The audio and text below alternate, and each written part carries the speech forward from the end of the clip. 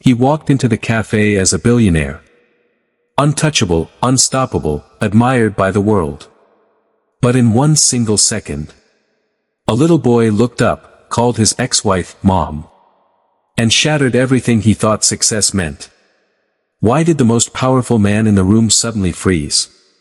What secret had been hidden from him for years? And how did the empire he built with billions almost cost him the one thing money can never buy? Stay with me. Because this is not just a story about wealth. It is about a mistake so painful, a truth so shocking, that it forced a billionaire to choose between his pride and his family. The bell above the cafe door trembles.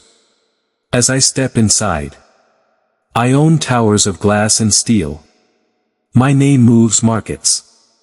Yet the smell of burnt sugar and roasted beans makes my hands shake. Then I hear it. Mom. A small boy's voice. Clear. Certain.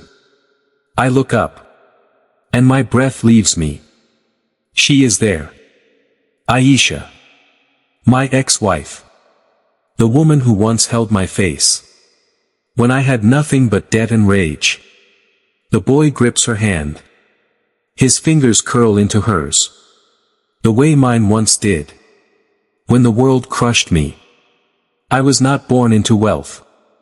I was born into noise, into unpaid rent, into nights where my father's silence felt heavier than hunger. I built my first company on a borrowed laptop, in a room that smelled of damp walls and instant noodles. Investors laughed. One partner stole my code and left me bankrupt. I remember the courtroom lights bleaching my skin pale, the word failure echoing like a verdict on my soul. I came home hollow. Aisha sat on the kitchen floor. Electricity cut. Candles trembling. She did not ask about the money. She touched the bruised place inside my chest with her voice. You are not finished, she said. I was angry at her hope. It felt like pressure, like expectation. When the second company collapsed, I blamed her belief. I signed divorce papers with a hand that did not deserve to shake. Success came later. After loneliness carved discipline into my bones. After humiliation trained me to listen more than I spoke. My third venture rose slowly, brick by careful brick. Now I am called visionary, self-made, unstoppable. Yet here I stand, watching the woman who carried my broken pride, as if it were something sacred. The boy laughs. Chocolate stains his lips. Aisha wipes them gently. There is softness in her eyes. Peace. I never gave her peace. My chest tightens. Is he her son? Did she build a life in the space I abandoned? She looks up. Our eyes meet. Shock flickers. Then something deeper. Not anger. Not regret. Something steady. The boy turns toward me. Studies my face. With unsettling familiarity. He lets go of her hand. And takes one small step forward. He takes one small step forward. My pulse roars in my ears. The cafe noise fades into a thin ringing silence. He studies my face with dark, searching eyes. Eyes I have seen before. In a cracked bathroom mirror. At 23. Aisha rises slowly. Her chair scrapes the wooden floor. Like a quiet confession. I feel heat crawl up my neck. We signed papers. We divided furniture. We divided dreams. But no one told me. We had divided blood. The boy tilts his head. Mama, who is he? Mama. The word lands softly. Yet it breaks something open inside me. Aisha walks toward me. Each step measured. Not afraid. Not ashamed. Stronger than the woman I left behind. With candlelight and unpaid bills. You built an empire, she says gently. I built a life. Her voice holds no accusation. Only truth. My throat tightens. I did not know, I whisper. The admission tastes like iron. Raw. She nods. You were drowning in ambition. I chose not to add another wave. The boy looks between us. Confused but curious. I kneel. My knees press against polished wood. That smells of soap and coffee. What is your name? I ask. He answers. The name hits me like thunder. It is my father's name. The man who never said he was proud. The man whose silence pushed me to chase billions. Instead of belonging. My vision blurs. Aisha's eyes soften. I never wanted your money, she says. I wanted your presence. Each word is a mirror. I see the nights I chose meetings. Over meals. Investors over intimacy. Pride over partnership. The boy steps closer. He does not fear me. He reaches out his small hand. Trusting. Unaware of the history. Coiled between his mother and me. I hesitate. $1 billion decisions. Never made me tremble like this. But this touch could rewrite everything I believe about success. My fingers move. Slowly. Toward his. My fingers brush his. Warm. Small. Alive. A current moves through me. Stronger than any market surge I have commanded. He grips my hand. With fearless certainty. As if I belong there. As if I always did. My chest caves inward. I built companies from ashes. Yet I abandoned the one place where I was meant to build roots. Aisha watches us. There is no triumph in her face. Only a quiet ache. That has learned patience. You named him after my father, I say. She nods. He deserved to be remembered. For more than silence. The words pierce gently. My father worked until his hands split. He loved through sacrifice. Not sentences. I spent my life trying to outrun his unfinished dreams. Now his name stands before me. Holding my trembling fingers. The boy smiles. There is a gap between his front teeth. Innocent. Unaware that his existence is the greatest audit of my soul. Are you Mama's friend? He asks. Friend. The word burns. I was her husband. Her storm. Her unfinished chapter. Aisha steps closer. He is someone important, she says softly. Important. Not powerful. Not wealthy. Important. I swallow the weight of that mercy. I searched for you, I confess. After the third company rose. After the interviews and applause. I searched. Her eyes shimmer. But her voice remains steady. I did not want you to come back. Out of guilt. Guilt. The empire in my chest cracks. The cafe door opens behind me. Cold air rushes in. Life continues for strangers. But my world narrows. To this small table. This brave woman. This child who carries my past. And my possibility. I am not here for guilt, I say. The truth feels fragile. Yet fierce. I am here because I finally understand. That success without presence is poverty. The boy squeezes my hand. Trusting me. With a future I have not earned. Aisha studies my face, as if measuring the distance between the man I was and the man kneeling before her now. Her next words rise slowly, and I feel they will decide more than my fortune ever did. Her next words rise slowly, and I feel they will decide more than my fortune ever did. He knows about you, she says. The air leaves my lungs. I told him his father once built dreams from nothing and lost himself inside them. There is no cruelty in her tone, only careful truth. The boy looks up at me. Did you really build big buildings? I nod. Steel towers, global offices, rooms where people stand when I enter. Yet I have never wanted applause the way I want his approval now. Yes, I answer. But I forgot to build something smaller. He frowns slightly. Like what?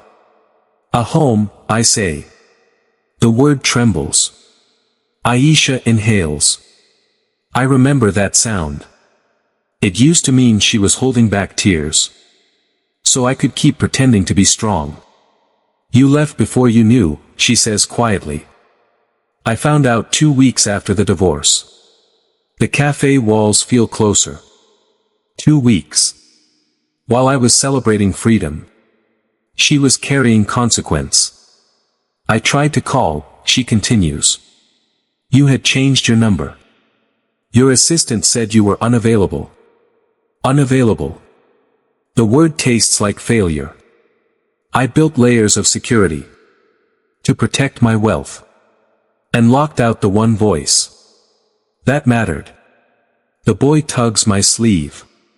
Are you going to leave again?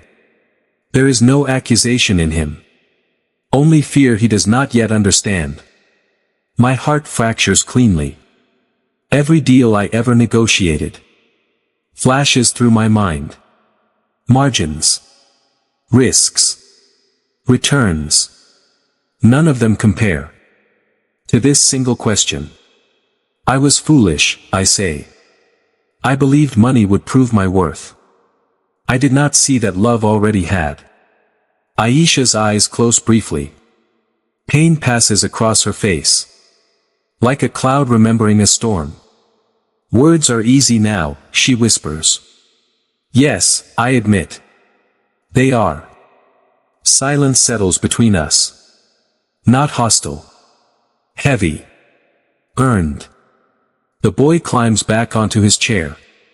He watches us, as if we are a story he hopes will end well.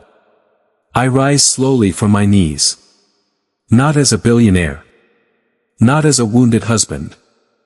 But as a man who finally understands what he destroyed and what still stands before him. I cannot undo the past, I say. But I can choose the next step. Aisha studies me, searching for arrogance, for impatience, for the hunger that once eclipsed her. Instead, I offer the only thing I have never truly invested. My time. My presence. My humility. The boy swings his legs under the table, waiting.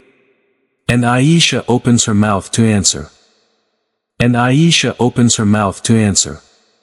If you stay, she says carefully. You do not stay as a visitor. Her eyes do not waver. You stay as a father. The word lands with sacred weight. Father. Not sponsor. Not benefactor.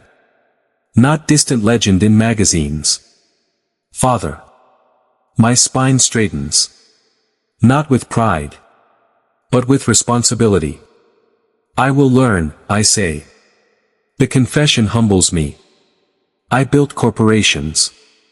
I can learn bedtime stories. I can learn patience.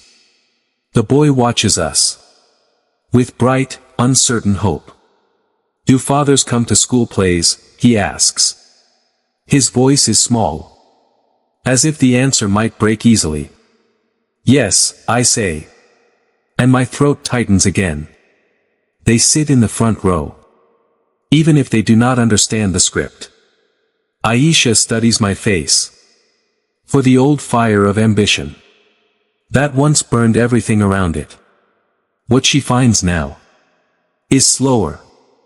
Steadier. Forged by regret. You will miss meetings, she says. I will, I answer.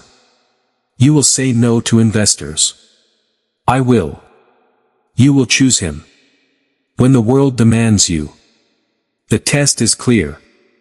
Every empire requires sacrifice. This one demands ego. I choose him, I say. The simplicity of it shocks even me. The boy slides off his chair. And walks toward me again. He wraps his arms around my waist. Small. Certain. Forgiving without knowing why. My hands hover for a second. Then I hold him. Fully. The scent of chocolate and soap. Fills my lungs. This is what wealth was supposed to feel like. Aisha exhales. A sound I realize she has held for years. Outside, traffic moves. Markets fluctuate. Somewhere, my name is still power. But here, in this narrow cafe, with chipped mugs and soft light, I feel something greater. Settling into place. Not dominance. Belonging. I do not want your billions, she says gently. I want your consistency. The lesson is sharp and clean. Success is not built once. It is practiced daily. I pull back slightly. And look at my son. I will be here tomorrow, I tell him. He smiles. As if tomorrow is the most valuable promise ever made. Aisha's eyes glisten. Then sit, she says quietly. There is much we need to talk about. I take the empty chair beside her. Not at the head of the table.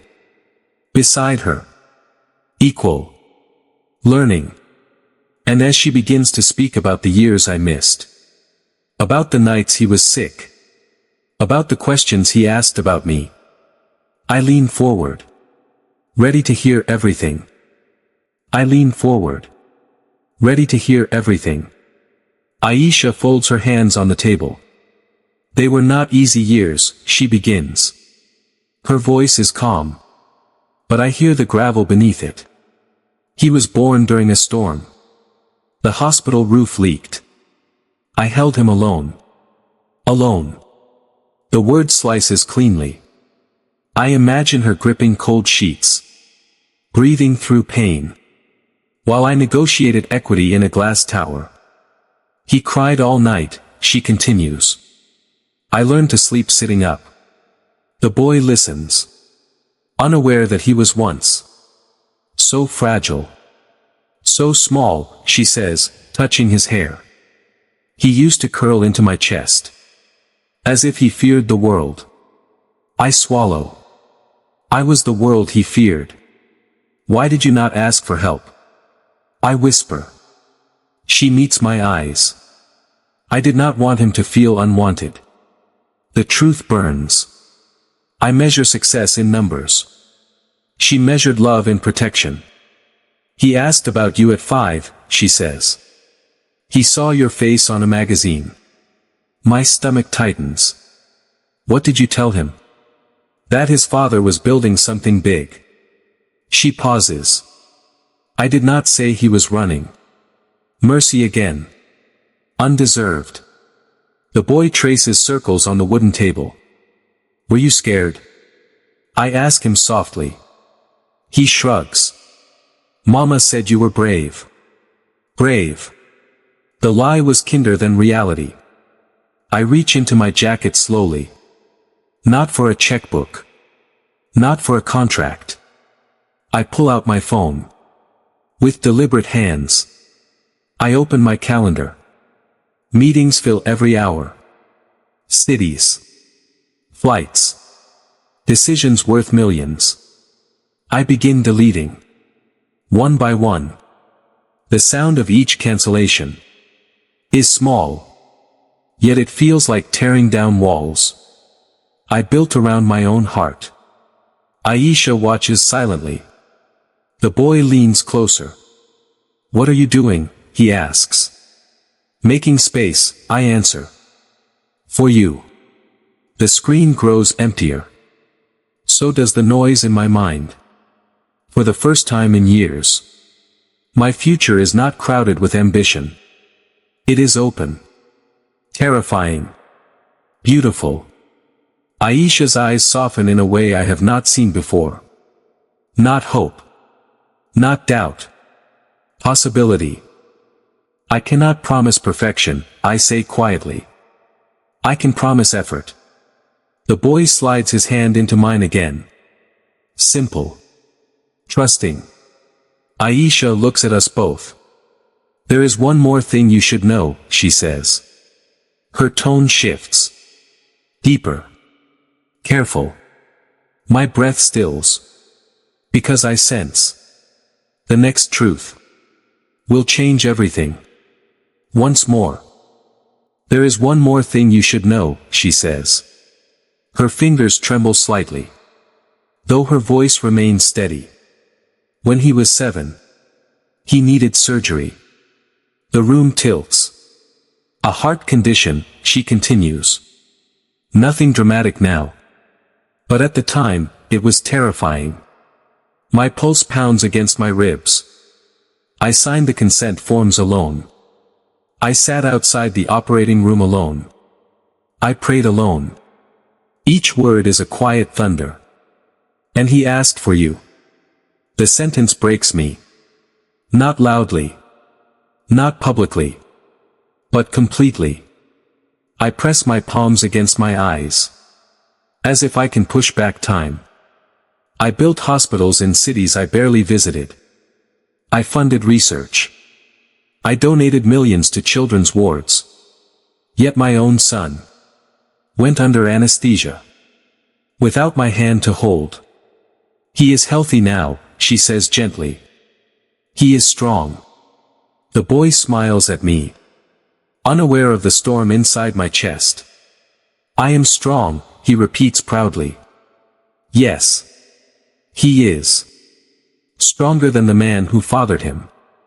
I kneel again. But this time not from shock. From reverence. "I cannot change the nights I missed," I say. "But I can earn the mornings." I look at Aisha. "You were my greatest partner. Not because you believed in my success. But because you believed in my character. When I had none." Tears fill her eyes. But they do not fall.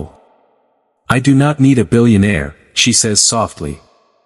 "I need a man who stays." So I stay. Not for applause. Not for redemption headlines. Not to ease guilt. I stay because love is not proven in grand gestures. It is proven in repetition. In school plays attended. In fevers watched through the night. In apologies spoken without defense. Months pass. Then years. My companies still grow. But slower. Healthier. Built by teams I trust. Instead of ego I once worshipped. At home, I learn multiplication tables. I learn patience. I learn that true wealth breathes beside you. And calls you father. One evening, as the sun melts gold across our living room, my son falls asleep against my shoulder. Aisha sits across from me. Peaceful. Not because I became powerful, but because I finally became present. I once believed success meant standing above the world. Now I understand. Success is kneeling. When it matters. It is choosing people over pride. It is building a home with the same discipline used to build an empire. Money can multiply. Titles can expand. But love, if neglected, collapses quietly. And if protected, becomes the only legacy that truly lasts.